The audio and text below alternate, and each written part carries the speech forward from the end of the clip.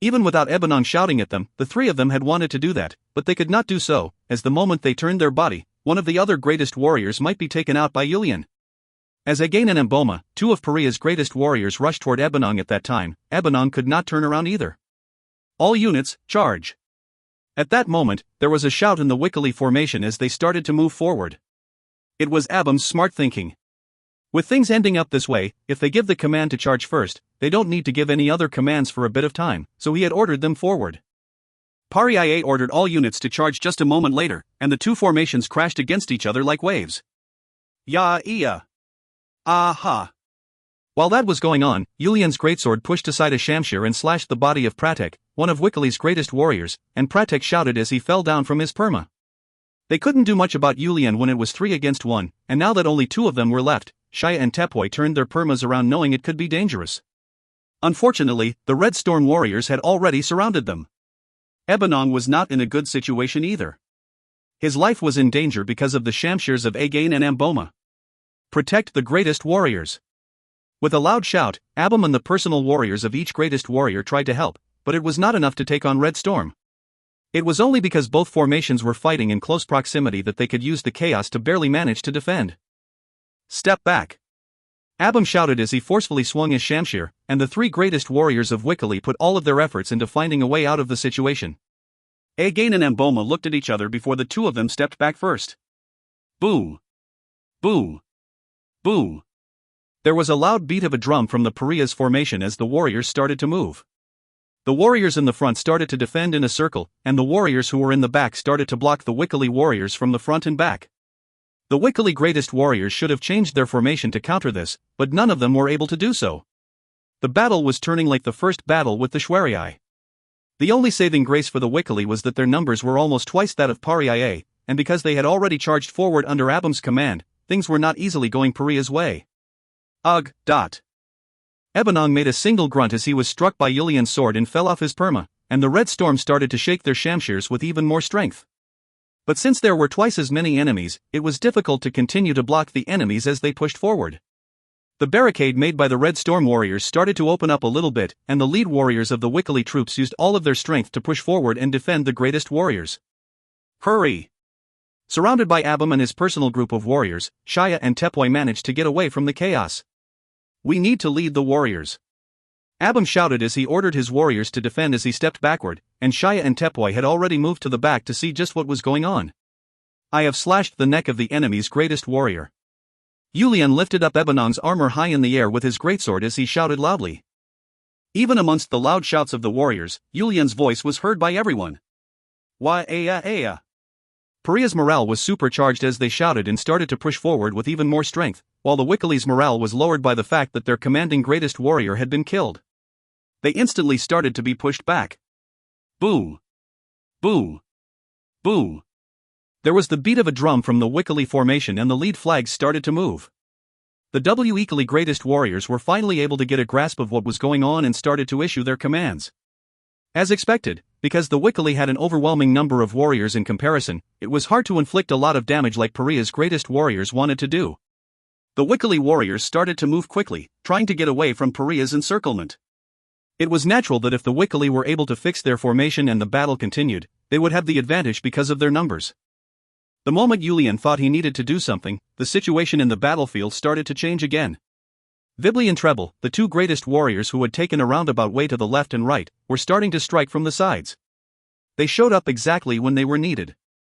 The encirclement that was about to break started to become tighter once more with the help of Treble and Vibli's 6,000 warriors. 25,000 Wikkali warriors against 20,000 Paria warriors. Normally, this 5,000 difference would play a critical factor in desert warfare, but Paria's morale as well as their overwhelming number of greatest warriors helped to make up for that difference. If they could have taken care of the other 2 greatest warriors as well earlier, they would really have been able to overwhelm them.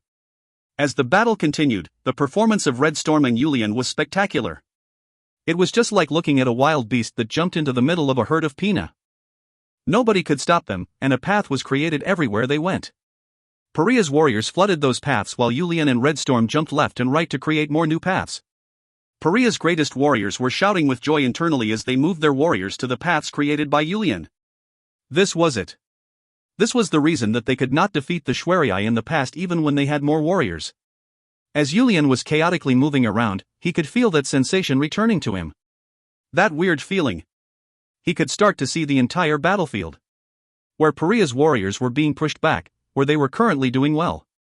Even though Yulian was still a tiny chick when it came to strategies, many different paths were starting to be created in Yulian's head. Even he didn't know what kind of paths they were. All he knew was that he needed to move according to those paths. Yulian started to move in accordance with what was in his head without even realizing he was doing so. Again was making sure to pay attention to Yulian even though he was busy issuing commands. He was waiting for Yulian to move in the way that he had labeled awakening. It's here. Seeing Yulian start to move in a different way, Again started to shout. He ordered the warriors to follow behind Yulian. The Wikili's greatest warriors were frustrated. They could not issue commands in the beginning, and the enemy struck from the sides before they could even fix the formation, but thinking about their numbers, it was not a dangerous situation at all. But they were starting to get pushed back more and more. And the reason for that? All because of a single person. He was using the strength of a war god that they had only heard rumors about. They were finally witnessing it with their own eyes. Pariah's movement is weird. At Shaya's words, Abam nodded his head and responded. They are starting to split themselves apart. If that continues, they can get eaten up because of the number difference. Maybe the heavens are helping us. Their movement is too weird for us to believe that to be the case. Tepoi answered. Let's just push forward like this. We had a lot of loss in the beginning, but our numbers are still greater than theirs. Since they are splitting themselves apart like that, they are pretty much serving this victory to us on a silver platter. Something is suspicious. It is too odd. Why don't we order the warriors to retreat? Treble did not agree with Abam's suggestion. We are not lacking in numbers, and we are not lacking in momentum either. It is clear that the ones to retreat first will end up with a lot of damage, so why should we retreat? With the way things are going, we can do it. Didn't we manage to split their forces? Shaya debated about the two greatest warriors' opposing viewpoints. One of the weaknesses of a formation lacking a commanding greatest warrior was that they were slow to come to a decision. While Shaya was debating, the battlefield suddenly changed in a weird way. How is this possible? How did we end up being surrounded? As Abam looked to the battlefield and shouted, Tepoi turned pale and Shaya decided to go with Abam's suggestion. It is still not too late to order the retreat. All three greatest warriors agreed and started to sound the drum to retreat. They caught on quickly. As the Wikili warriors heard the drum and started to slowly retreat, Pariah's greatest warriors shouted in disappointment. They were leaders who had experienced Yulian's weird movements. Even still, they could not figure out why Yulian was moving that way. But they knew the end result it would bring. They knew that if they just followed Yulian, the Wikili warriors will end up being surrounded. The Wikili's greatest warriors were feeling the same way Pariah's greatest warriors felt the first time they fought against the nurses. They were baffled. Should we push forward like this? Again asked the other greatest warriors, and they started to debate it. Let's clear the battlefield first. The remaining warriors at their oasis have probably prepared a defense, and since the enemy greatest warriors are more wary now, let's just stop here for now. Amboma agreed with Vibli's suggestion. Our mission is not to take the oasis but to distract them until the division that went up the Quicksand River can take over the center of the Wikili territory. As greatest warrior Vibli mentioned, it is probably better to stop here for today. Today's battle can be considered an overwhelming victory. The other greatest warriors all agreed, and once the drum sounded for the warriors to stop, Pariah's warriors stopped moving forward and lifted up their arms as they started to shout. They had managed to win their first battle against the Wikili. End of Chapter 2. Next up. The Wikili's counterattack. It was an unexpected counterattack. It wasn't like they were careless or anything. They just cleanly lost. If you find any errors, ads pop up, ads redirect, broken links, non-standard content, etc., please let us know. Report chapter so we can fix it as soon as possible. Book 3 to 3.1 After the battle. The Wikili's counterattack. It was an unexpected counterattack. It wasn't like they were careless or anything. They just cleanly lost. Book 3 to 3.1 After the battle. It took them until the moon came up to clear the battlefield. Vibli prepared to defend against an ambush with 5,000 warriors, but everybody knew that the Wikili would not be able to do anything else today. They gathered the ownerless Permas as well as the wounded and the bodies of their dead allies, while taking all of the wounded Wikili warriors and the random stragglers as prisoners. One day, they will all be warriors of Pariah. As per the customs of the desert, none of the prisoners caused any issues. Pariah's warriors were finally able to have a late dinner and relax after all 3 moons rose up high into the sky. On the other hand, the greatest warriors did not have any time to even eat dinner or take a break as they immediately headed to a meeting. I will report on today's results. Yulian was tired, but he pressed down on his temples to wake himself up as he received Again's report. Discussing the situation with our warriors first, we have 3,000 dead and 4,000 wounded. Of them, 1,500 are no longer able to battle. We have also gathered 3,000 permas and all weapons left on the battlefield. We have confirmed that there are 5,000 dead enemy soldiers, as well as 5,000 that we have taken prisoner. I believe that 3,000 of the prisoners cannot fight right now. We suffered a greater damage than I expected. At Yulian's words, Again put on a face that seemed to be saying Yulian was wrong. We had 5,000 less warriors, and in the beginning, we had close to 10,000 less warriors. When you consider that, this can be considered an overwhelming victory. I am a bit disappointed though. If the enemy waited a little longer to retreat, we could have done even better. The fact that I could not quickly get rid of the Wikili's greatest warriors is coming back to haunt us. No, even if it was late, if I had not allowed those 2 to get away, we would not have suffered as much damage. Treble shouted at Yulian's guilt-filled voice. The only reason we were able to face them head-on like this was because of the glow and red storm. Without you, we would never have fought against an enemy who had 10,000 more warriors than we did. The glow's performance today has the morale of our warriors boiling hot while instilling a sense of fear in the Wikili's warriors. Because of that, we should not see this many dead warriors in future battles. It is still disappointing. As Yulian indicated, if he had managed to keep those greatest warriors occupied, they would have suffered only about half of the damage they received while causing more damage to the Wikili warriors. Since that was the truth, the greatest warriors had no way to console Yulian's feelings of guilt. Again started to speak. Since we have greatly destroyed the spirit of the enemy, the Wikili will not dare to fight us head-on again. Now all we have to do is wait for news from the warriors that headed up toward the center of Wikili. Either way, I guess we have to move the wounded back to Pariah. Again shook his head no at Yulian's suggestion. We cannot do that yet. We only have about 15,000 available to fight, but the enemy still has around 20,000 warriors. This difference of 5,000 can end up becoming a big issue. Even if we add the 10,000 that went up the Quicksand River, our number is 25,000.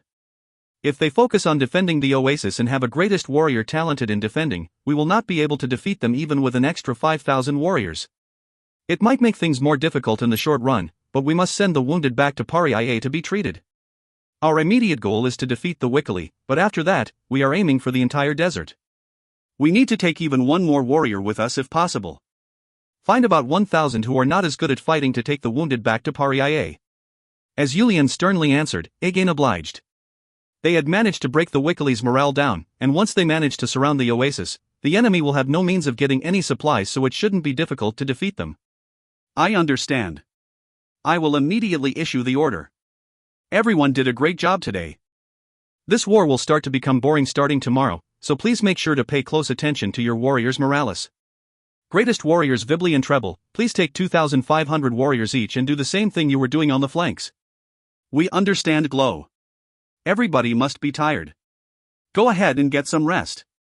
Once his subordinate greatest warriors left the Peo, Yulian started to think with his eyes closed. I must have killed over 100 people just today. It is not like I feel guilty about it, but it does hurt to have to kill people. It is ironic that we must shed blood to prevent future bloodshed. It feels so terrible that we must kill our fellow desert brothers to make it happen.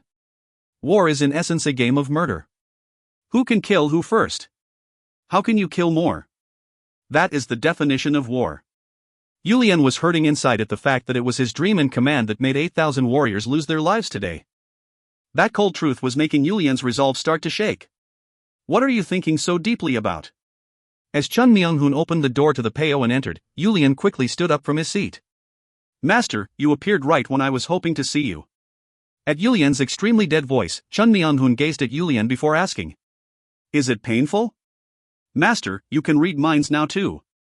You seemed to handle it well without a problem when you were fighting against the Shwari. Well, I guess you really didn't have time to have such thoughts in that battle. Chun Myung-hoon casually responded to Yulian as he continued to speak.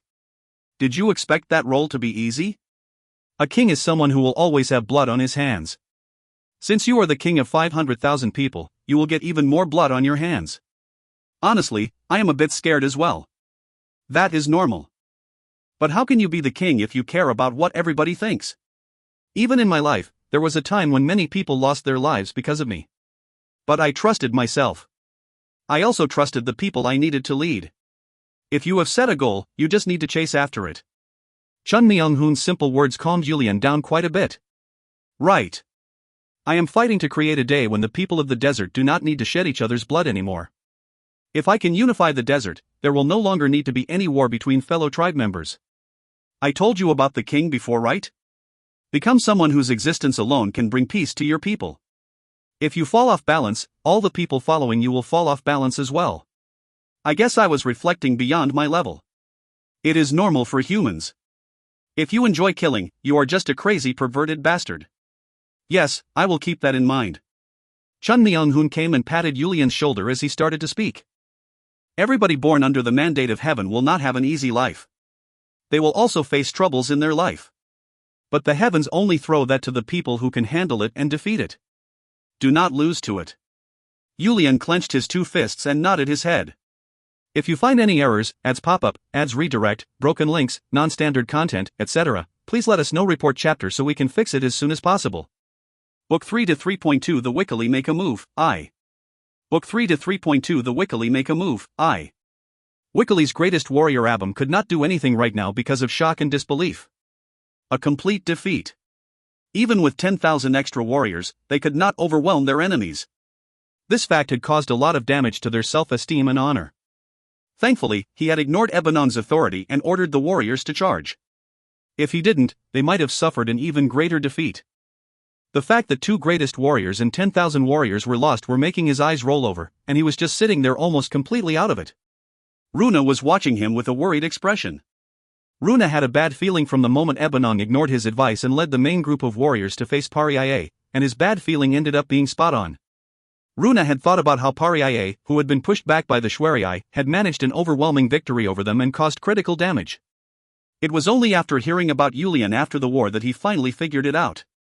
He realized that the Shwariai were defeated in the same way Venursus defeated Pariaye in the past.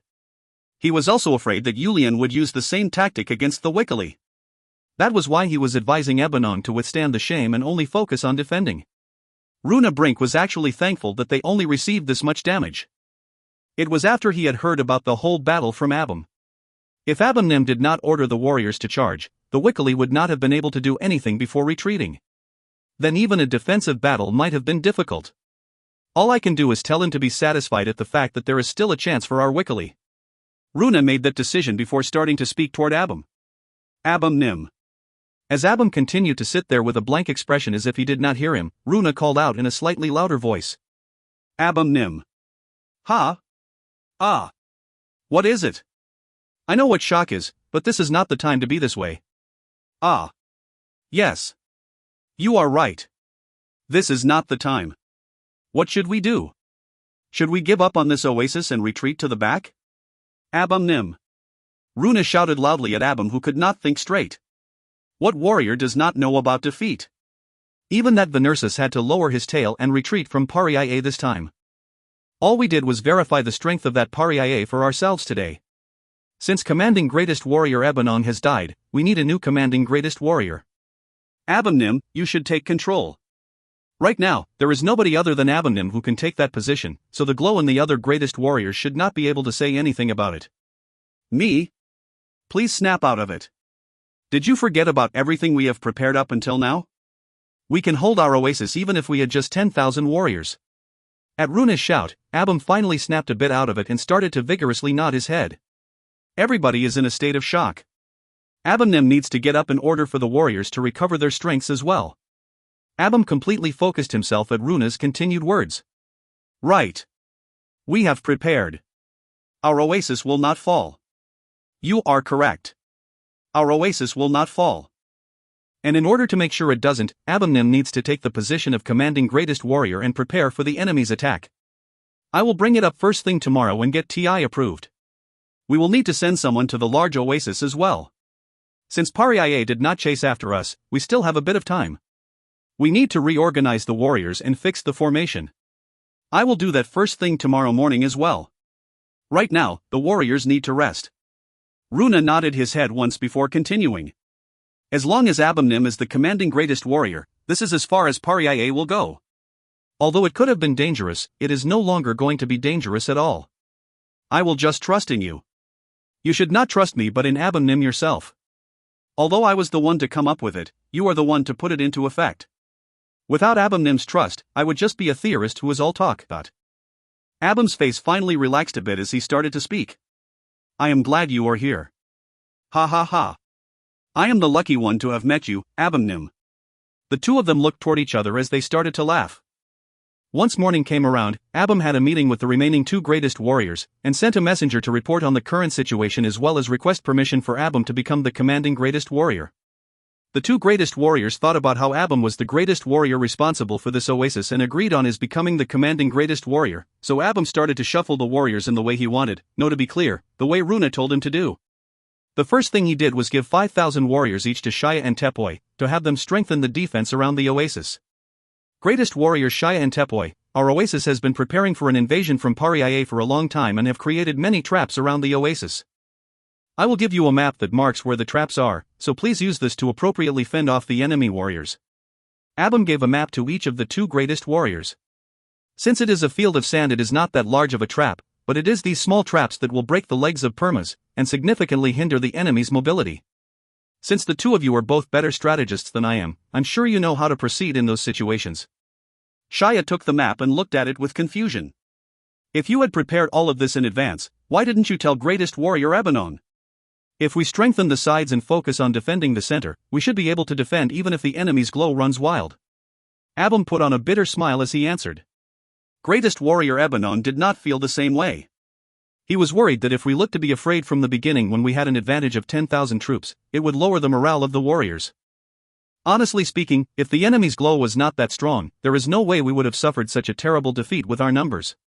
We just didn't have enough information about our enemy. Tepoi also nodded his head as he started to speak. I did not like greatest warrior Abanon, but I do not want to say that he made the wrong decision for the last battle. As greatest warrior Abum just mentioned, we just did not know enough about our enemy. Do not worry about the surrounding areas. Even if the enemy sends small groups to the sides, they will not be more than 3,000 warriors. We will each have 5,000, as well as all of these traps and obstacles. If we still can't defend against them, well, that would make us really stupid. Do not worry about an ambush from the side. All greatest warrior Abum will need to do is focus on defending the center of the oasis. If the enemy's glow does not move with the main formation and decides to attack the side, please do not engage in battle against him. Even if they have fallen for a trap. Isn't that being too afraid? As Shaya asked regarding Abum's last statement, Abum shook his head. Listening to one of my staff warriors, he said it would be wise to consider him as being equal to Venersis. They say that Venersis is very talented at detecting danger. Haven't you all heard the stories about how it is impossible to ambush Venersis? There will be too much damage to catch him, so avoiding him is our best course of action. We just have to use the same method Pariah used against Venersis. Since the two greatest warriors had personally felt the young glow's strength, they did not disagree with Abum's assessment. We will do as you said. Then I leave it in your hands. Once Shai and Tepoi left to each lead their warriors to patrol the flanks, Runa came into the Peo. You did well, Abumnim. They are listening to my orders without issue. As Abum answered while looking in the direction the two greatest warriors left in, Runa had a slightly comfortable smile as he responded. They know better than anybody else what would happen if the chain of command is shaken in a dangerous situation like this. Thankfully. So, I did as you said. Now what shall we do? We need to wait and see how Pariah responds. I had expected them to chase after us, so the fact that they did not makes me question whether they are aiming for something else. Aiming for something else? As Abum made a confused expression and asked, Runa slowly started to answer. We need to first take a look at Pariah's movement. Will they attack like the invaders they are, or will they take their time and wait for us to create an opening? Which one would you prefer? Runa's smile got bigger as he answered. Of course I want Pariah to just try to attack us, but I cannot tell whether they will do as I want. You seem relaxed. Just as Pariah prepared to take us down, we have prepared to fight against them. Isn't that why we made all of the preparations? There is no reason for us to be anxious at all. It should be Pariah that is anxious. It will slowly become that way. Abum was amazed at Runa each and every time he saw him. Runa was still young and not even 30 years of age, but still managed to be so relaxed in a battlefield like this. It really was an amazing confidence. But since Abum approved of Runa's abilities, he was understanding of Runa's relaxed demeanor and confidence. As he mentioned, this was the end of Pariah's victory. Abum also believed that to be the case. If you find any errors, ads pop-up, ads redirect, broken links, non-standard content, etc., please let us know. Report chapter so we can fix it as soon as possible. Book 3-3. 3. The Wickley make a move, 2. Book 3-3.3. The Wickley make a move, 2. Let's row our boat forward. Across the turbulent ocean water to the other side. Where the mountain view is great and the wind is cool, to the land of hope. Row the oars. Match it to the blowing wind, push it through the water and let's go. 1. Thryger's voice rang throughout the ship. His voice was so loud that it echoed from his ship in the lead, to the 12th ship in the back. Captain Nim, this is not the ocean but a field of sand. As the first mate who had been with him since the days of the Desert Runner shouted loudly from the deck, Thryger waved his hand and shouted back. This yellow ocean in front of us, what else would you call it but yellow ocean? At Thryger's answer, the first mate laughed as if to say there's nothing he can do about Thryger and focused back on his task. The song that Thryger was singing was so catchy that the warriors who were trained to use the ships started to hum along to his voice. The quicksand river was full of strong winds as usual, and the sails were catching these winds to push forward quickly. Hey, is the repair going well? Thryger shouted loudly toward the flapping sail. If you look closer at it, it looked like there were some people hanging on the sail. They had each tied their lifeline to the watchtower on top of the sail and were dangling around while moving around a large needle. This isn't our first day doing needlework. After 3 years on a ship, you'll become better at needlework than your wife. Anyways, when will our newbies learn this needlework? We don't have only one ship anymore. My body is getting sore repairing sails all day. There was no way for the sails that received the sandy wind 24 hours a day to remain in good shape. In addition, if you let a rip in the sail last just a few days, the wind flows through there and creates an even bigger hole, making it completely unusable. Thanks to that, the crew members had to inspect the sails throughout the day to look for and repair any holes. Isn't there nothing I can do? The newbies say needlework is something they cannot do even if they were to die and be reborn. We might just have to carry 2 to 3 backup sails in the future. The desert warriors quickly adjusted to the ship, but they would not even think about doing needlework. Thryger tried to beg and threaten them multiple times saying it was necessary, but with them saying they won't do it even if they were beaten to death, Thryger could not do anything about it.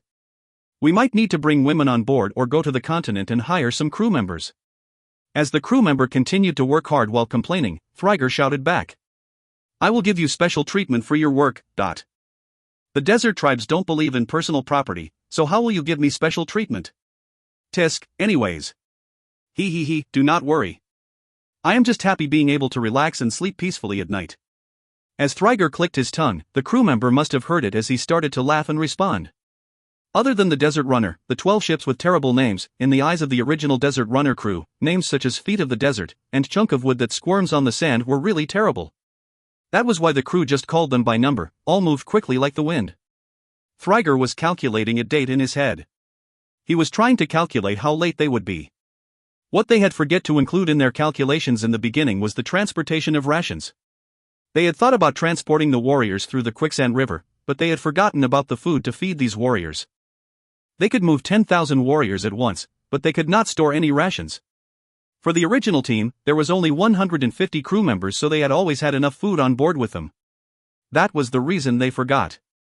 As for Pariah's greatest warriors, they were not very knowledgeable about ships to begin with, and they assumed that rations were included in determining the amount that could be transported. This was why none of them had realized this problematic situation. Because of that, they had to travel across the quicksand river between Pariah and Wickley twice. If you consider the fact that the path to invade the Wickley from the quicksand river was rough, it was normal for them to be late than the arranged time to begin with. That was why he had already sent a messenger to say they may be late. Shit, whatever. It is what it is. I can't do anything about it, so no point in worrying. Thryger showed the calm that crew members have until they meet a storm and raised his voice again to start singing once more. Let's row our boat forward. Across the turbulent ocean water to the other side. The Wickley and Pariah's stalemate had continued for a week already. They did have small-scale battles with tens of warriors on each side, but they were all small with only a few casualties. It was what you would call reconnaissance battles. The enemy did not look like they were going to come out, and Pariah also had no desire to clash head-on until the warriors from the quicksand took over the center of the Wikkali tribe. Because of that, the battlefield was weirdly calm and peaceful. The three moons rose up into the air and the darkness spread across the desert. Well, the moon and the stars were shining so brightly that even though it was dark, you could still see about 10 m in front of you. Vibli and Treble were moving around the flanks annoying the warriors of the oasis. Although they only had about 4,000 warriors, they made it so that half of the warriors in the oasis could not get a good night's sleep. The Wikkali warriors tried many times to chase after them and catch them, but Vibli and Treble would wisely shoot some arrows before retreating, getting the Wikkali warriors all riled up. They had to do whatever they could to rile them up and instill fear so that more warriors in the rear would come down to this oasis. That was the way to make it easier for the Quicksand River warriors. That was why they needed to draw the warriors out and play a game of cat and mouse. Since they had less warriors, they needed to slowly push back, retreating as much as the Wikkali came forward. The further they got from the oasis, the better. That was the way to make it so that they will get a greater shock from the central invasion. After digging trenches in the day to get their rest, Treble and Vibli's warriors were running around the sides of the oasis at night shouting and shooting fire arrows to get on the Wikkali warriors' nerves. Boom boom boom boom. A small drum quickly started beating as thousands of Wikkali warriors came dashing out of the oasis. They are chasing us as usual. Vibli coldly mumbled before getting the warriors to ready their arrows. Pariah's warriors lifted their bows as if they were used to this by now. Vibli noticed a large black item on top of the Wikkali warriors' permas and started to mock them once he figured out what it was. Ho ho! They must have prepared for us. They're bringing such a large shield with them on their permas. I guess they will chase us for quite a while today. As one of the lead warriors shouted back, Vibli nodded his head and ordered. Ready! At Vibli's order, the lead warriors lifted up their flags. Papa pat! Papa pat, dot. At the sound of the permas dashing across the desert sand, Vibli lifted his brandy stock high in the air and waited for them to get closer. Fire! At Vibli's command, the lead warriors lowered their flags and the desert sky was filled with 1,500 arrows. PSH, PSH, PSH. The arrows shot through the night air as they quickly flew toward the Wikkali warriors. Clang! Clang! Clang clang! As the majority of the arrows bounced off the Wikkali warriors' shields, Vibli ordered once more. Increase the angle. The lead warriors shouted. Increase your angle and pull the bowstring as far as you can. Pariah's warriors uniformly raised their bows to 60 degrees and pulled back their strings. Fire! A lot of arrows shot across the night sky once more. It would be easy to block them during the day, but right now was night time. No matter how bright the moon was shining, it was impossible to see all of those thin arrows. There was the sound of arrows hitting the shields, but more Wikkali warriors fell off their perma than before. Retreat at full speed. Since it would be hard to lose the Wikkali if they were too close, Vibli ordered the warriors to retreat. Since they had been doing the same thing for the last week, Pariah's warriors quickly retreated as if they were waiting for his command. Charge at full speed. Hearing a loud shout from the Wikkali formation, the Wikkali warriors threw down their shields and took out their shamshirs. Originally, the Wikkali warriors responded back with arrows as well, but they were not able to cause any damage to the retreating warriors.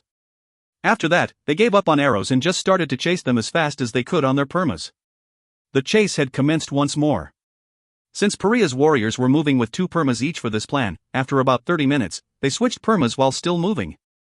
Only the warriors with the best mobility and riding skills were brought forth for this plan, so their movements were as natural as flowing water.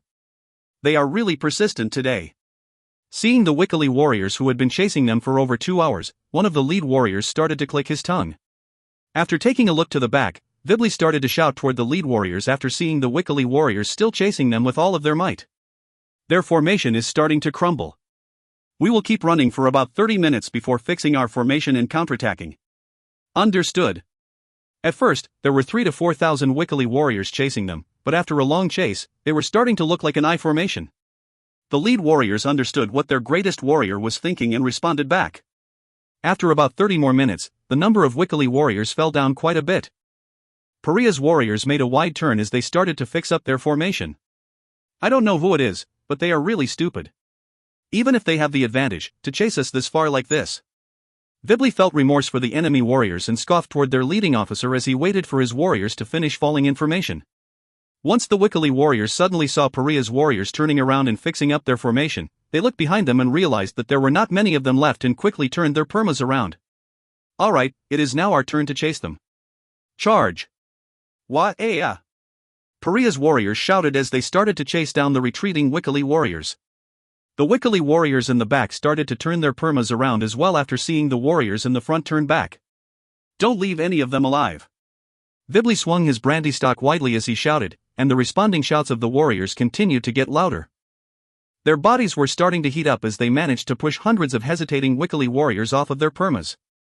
After a week of just shooting their arrows and being chased down, they should have quite an itch to fight. Pariah was rushing at full speed to slash the Wikkali warriors in their way. How much time must have passed like that? After chasing them for a while, Vibli started to get a weird feeling. Even if the opposing lead warrior was stupid, the desert warriors were not completely clueless. After this amount of time, they should have started to fix up their formation as well. All units stop. The moment Vibli shouted loudly, thick ropes rose up from the sand. The permas that were running at full speed ran into those ropes and started to fall over. All units stop. All units stop. As Vibli shouted loudly trying to get them to stop, he felt like his body was floating in the air. His perma had been caught by the rope in the sand as well. What is going on? We already retreated through this area before. When did they make such a trap? Truth be told, all of this was Runa Brink's shrewd planning. The reason it felt like a sloppy chase was because the warriors that fell behind had dug the ground and were hiding with the ropes. Runa had observed and dissected Pariah's attack pattern for the last week and knew that Pariah's third-generation warriors Vibli and Treble would definitely counterattack if they saw a sloppy attempt to chase them. In order to catch them off guard, they had set the trap in the same path that Pariah took to retreat. Pariah's warriors could not slow down and the majority of them could not avoid the trap as they started to fall off their permas. There were many who broke their necks or backs in the process and died, as well as many who broke their arms or legs and fainted on the spot. A very small amount managed to luckily get up without injuries or not fall off of their permas, but the Wikkali warriors who were hiding nearby caught all of them. The same thing was happening with Treble's formation on the other side. Pariah's two greatest warriors could not do much as they served their 4,000 warriors to the Wikkali, and they themselves ended up as prisoners as well. The Wikkali counterattack had started. End of chapter 3. Next up. Man Boo Boo Dang. The phrase Man Boo Boo Dang, which means they can even handle 10,000 people applied to them.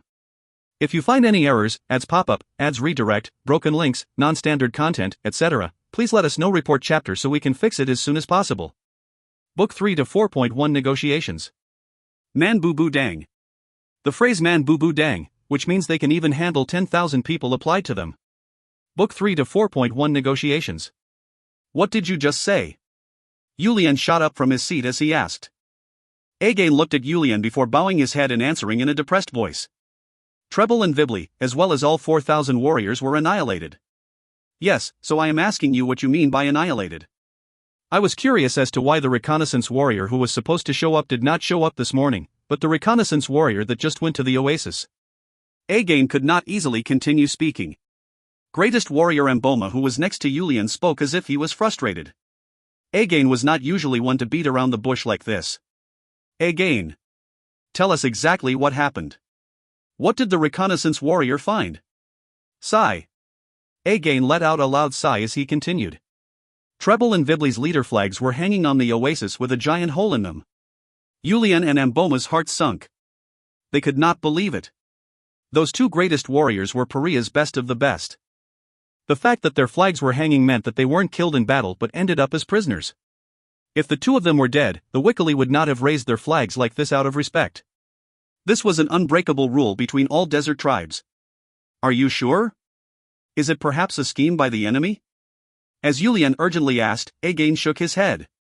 It was something he couldn't believe either, so he had verified it multiple times with the reconnaissance warrior. Furthermore, other reconnaissance warriors brought back the same news. This is not possible. For us to lose two greatest warriors right now, even if we manage to take the center of the Wikkali, we won't have a way to pierce through this oasis over here. Again nodded at Yulian's words. The plan this time was that once they caught the Wikkali off guard and took the central oases, they could cut off the supply line to this oasis and pincer them from both sides while they were in disarray. Then they could take a minimum of 4 oases from the Wikkali. If that happened, the remaining 3 oases would not be able to last very long. But that was only possible if the main formation could hold back the Wikkali warriors currently in this oasis. With things the way they were right now, it might be their warriors that end up getting a pincer attack. I don't know who in the Wikkali tribe could manage to catch both Vibli and Treble at once. The only famous person among the Wikili is Ebanon. There is no way Treble and Vibli would have been careless, so they must have clearly fallen for the enemy's scheme. Just who? Amboma started to mumble as if he could not believe what happened. Again was also standing there in complete disbelief. Again knew that the Wikili did not have anybody of note as well. That was why they had strategized to send only 2,000 warriors with each of them for 4,000 total warriors to annoy and irritate the 20,000 plus enemy warriors. The inside of the Peo was full of despair. None of them could speak through the shock and just started to think about how to resolve this situation. Is there no method to get them back? As Yulian ended the silence and started to speak, Again shook his head as he answered. The warriors maybe, but they will definitely not let Treble or Vibli go. The two of them are greatest warriors who have a reputation throughout the desert. It would make no sense for them to let the two of them go. Regardless of what we offer? Maybe if we completely give up on the Wikili and sign a non-aggression pact. Ah! Yulian let out a long sigh. If they could not take over the Wikili now, his dream would be pushed back at least 10 years. Glow, someone is here from the Wikili tribe. Hearing the voice of a warrior from outside of the Peo, the three of them looked toward each other. Send them in right away. Once Yulian shouted, a warrior with a Wikili flag on his back entered the Peo. My name is Warrior Yashishi Mozart. I am here greeting Yulian Provoknim, the glow of Pariaye, under the orders of Wikili's greatest warrior Abum Shutranim. Even while he was in the enemy's base, Yashishi, who revealed himself as a warrior, did not seem pressured at all as he clearly spoke each word. Warrior Yashishi, what message have you brought? Paria's well-known two greatest warriors as well as 3,000 of Paria's warriors are currently our prisoner. Our greatest warrior is hoping you will pay the ransom for their return. What? Yulian, as well as the two greatest warriors, were shocked. Ransom for their return? Are they being serious right now? Again could not believe what was going on through the Wikili's mind right now. Were they saying they could beat Pariaye even if they let the two of them go? Yulian urgently answer. State the condition. We are hoping that you will release all of the Wikili warriors currently being held prisoner by Pariaye. In addition, all of Paria's warriors will need to leave the Wikili territory and promise to never attack the Wikili tribe while Paria's glow Yulian Provoknim is alive. Slam! As Yulian's fist landed on the table with anger, the table made a loud noise as all four legs crumbled. Yashishi flinched for a second, but he must not be an average warrior as he remained still and maintained eye contact with Yulian. Yulian stared at Yashishi for a while before clenching his teeth and starting to frown. Is that the will of your greatest warrior? Again asked from the side and Yashishi answered. Yes. If you are willing to agree to that, he said he will release Paria's warriors and the two greatest warriors immediately. Are the two of them safe? Both of them are safe. They are unharmed. Yashishi emphasized the fact that they were not injured. It was important in order to raise the price of the ransom. Just what must have happened for the two of them to be caught without even being injured?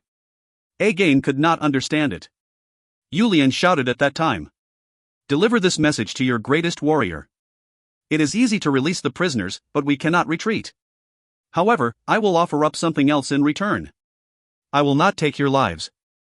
Yashishi had a confused expression on his face and looked toward Yulian. What was this glow saying right now? The Wikili were the ones with the shamshers in their hands right now. You said you will not take our lives? I do not say the same thing twice. Make sure you deliver the message to your greatest warrior. If he does not release them right now, none of you will live. Yashishi could not believe what he was saying. Does this glow who is called a war god not understand the current situation? That was what Yashishi thought was going on. I am curious to know whether Paria's glow properly understands the current situation. Go. That is not something for you to determine. Deliver that message to your greatest warrior. The moment he released them, we will safely release all of the Wikili prisoners we currently have and pardon all of your lives. The Paria's glow does not lie. Yashishi had a smirk on his face. Honestly, it was not even funny. Then I shall deliver that message. Once Yashishi left, Again and Amboma looked toward Yulian with concern. We needed to find a compromise, so why did he send him away with that kind of message? That means that we lost our chance for a deal. Glow. As Again started to speak, Yulian lifted up his hand to say don't say anything as he paced around inside the Peo. He sometimes scratched his head, and sometimes rubbed his rough beard with his palms, as he continued to pace around. After a while, Yulian finally started to speak. Greatest warrior Again, prepare to release the Wikili prisoners if needed.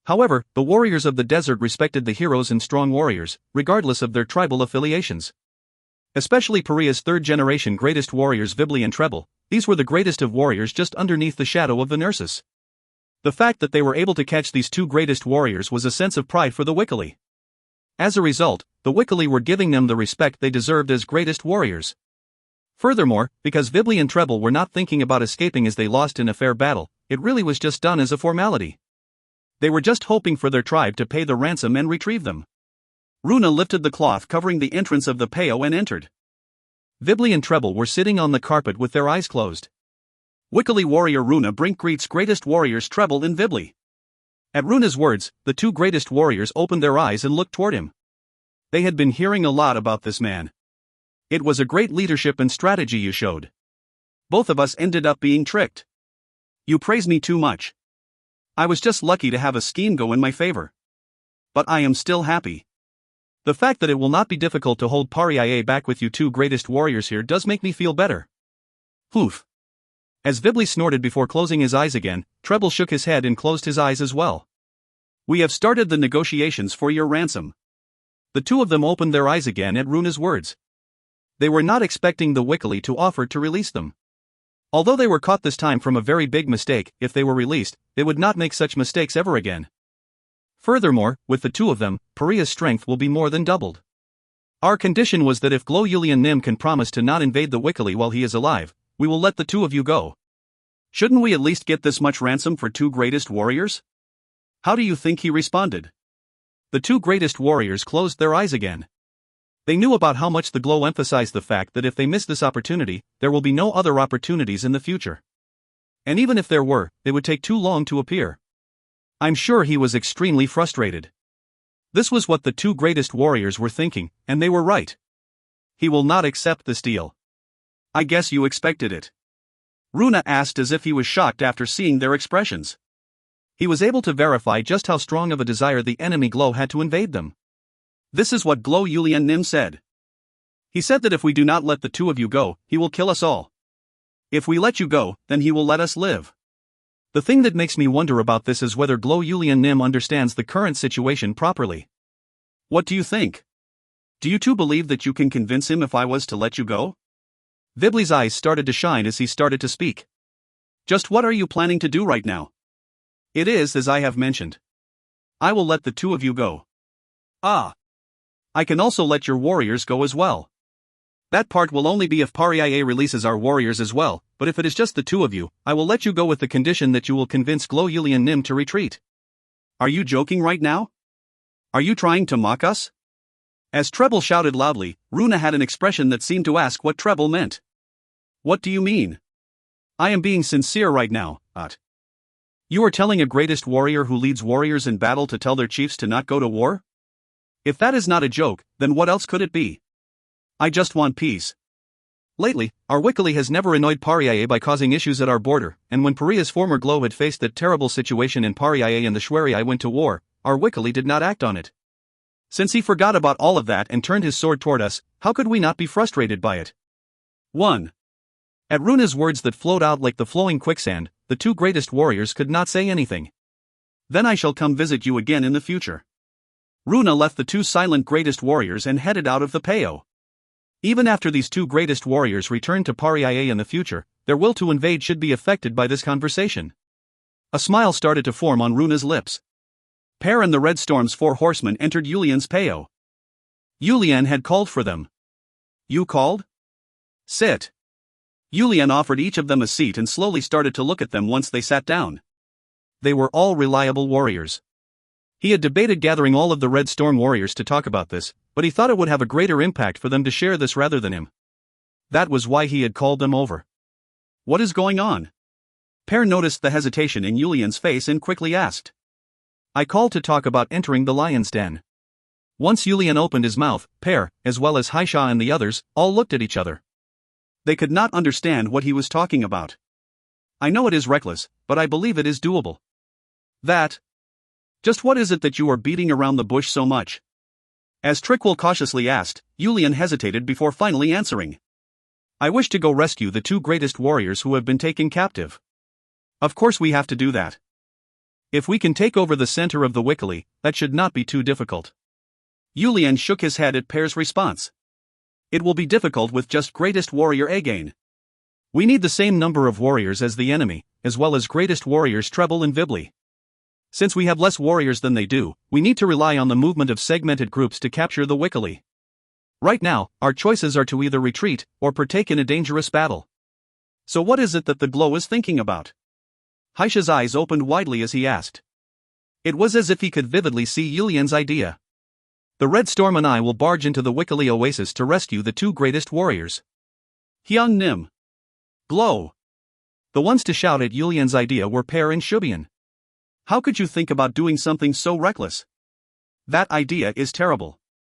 We may have accepted the fact that we may die at war, but I do not wish to die such a dog's death. Even if I die, I wish to do it in a large battlefield after I have done everything I could. Pear and Shubian each stated their opposition against the plan. Yulian looked toward Haisha. Haisha was the warrior who understood Yulian the best. Haisha had understood Yulian's intentions from the beginning as Yulian was beating around the bush, and had been thinking deeply about it from the beginning. Trickwell was just looking at Yulian with his eyes wide open. Is it an order? Thrint looked Yulian directly in the eye as he asked. Can you call this an order? I am just bringing up a potential course of action. Are you confident? Shubian turned pale at Thrint's question and shouted. Thrint, what the hell are you saying right now? It is our job as his personal guards to prevent the Glonim from making the wrong decision. Shubian, are you confident that we will die a dog's death? Thrint. We have been a part of 3 different battles where over 10,000 warriors clashed against each other. Have the members of Red Storm ever ended up with injuries in any of those battles? We had allies with us then. This time, it will be just us. It is still the same thing. All we have to do is run toward Yulian Nim's back. It does not matter whether we have allies with us or not. Answer me. Do you think that all of us in the Red Storm will die a dog's death while fighting with Yulian Nim? That. Shubian could not say anything. He was confident about any challenges as long as he followed after Yulian. The thing that he felt in every battle was that as long as he followed after Yulian, he was certain that there would be no problems. The fact that there were no injuries whatsoever to the Red Storm warriors was proof of that. I want to ask that question as well. Glow. How confident are you that we will succeed? Haisha must have finished thinking as he finally started to speak. The moment Yulian nodded his head, Pear shot up from his seat as he started to shout. What the hell are you all saying? Haisha, even you are going to agree with the Glow's reckless plan? If something happens to the Glow, it will not just be an issue with the war. It will be the end of Paria. Yulian reached his arm out and grabbed Pear's wrist and sat him back down. Hyung Nim. As Pear shouted in frustration, Yulian started to speak. That is why I called you here, Pear. In the off chance that something happens to me, you must take control of the tribe. Do not say something so stupid. Do you really think that makes sense? How could there be such a reckless plan? You want to take 50 people to take on 20,000 because you have faith in your abilities?